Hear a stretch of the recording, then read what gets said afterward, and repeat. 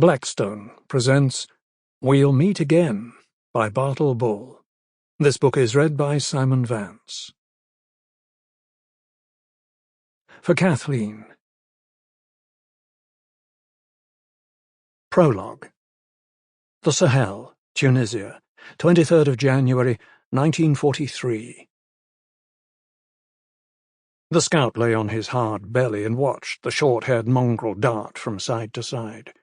Agitated, its head low to the ground, the dog whined and scratched at the stones and dirt.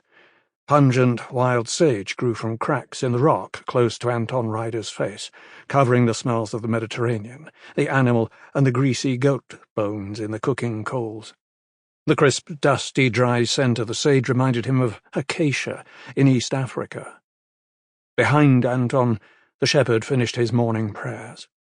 Bowing to the east, still stiff and chilled by the night, the old man folded his rug and peered into the thick dawn mist that covered the north side of the mountain.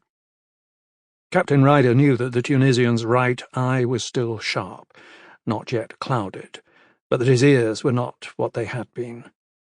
For an Italian bayonet, a few coins, a tin of cigarettes, and some loose tobacco, the shepherd had accepted the 3 British soldiers of the long-range desert group into his camp.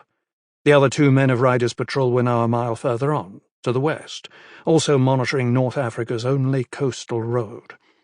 Their Chevrolet lorry, overloaded with petrol and water, a tall radio mast, and perforated metal sand channels, was screened by canvas and brush, hidden in a long meandering wadi. The bottom of the dry riverbed was thick with silver-leaved bushes. So far, all that had passed along the dusty road were 5 sidecar motorcycles and a pair of Kubelwagens, light German reconnaissance cars, something like the new American jeeps, perhaps scouting ahead for the mass of General Rommel's retreating army. For 2 years the Germans had been on the edge of victory in North Africa, advancing east from Libya into Egypt, bombing Alexandria, mining the Suez Canal, threatening Cairo, as Rommel sought to turn the war with a triumph in the Middle East. But now, short of petrol and resupply, Germany's desert general had been defeated by the British at El Alamein. His army, still dangerous, was fleeing west along the coast of the Mediterranean. With his bad leg hobbling him, Anton hoped the other 2 men would be able to collect him on the way out, but after 25 years in the bush, the old safari hunter felt most comfortable on his own. His hands and face were tanned, nearly as dark as the old shepherd's.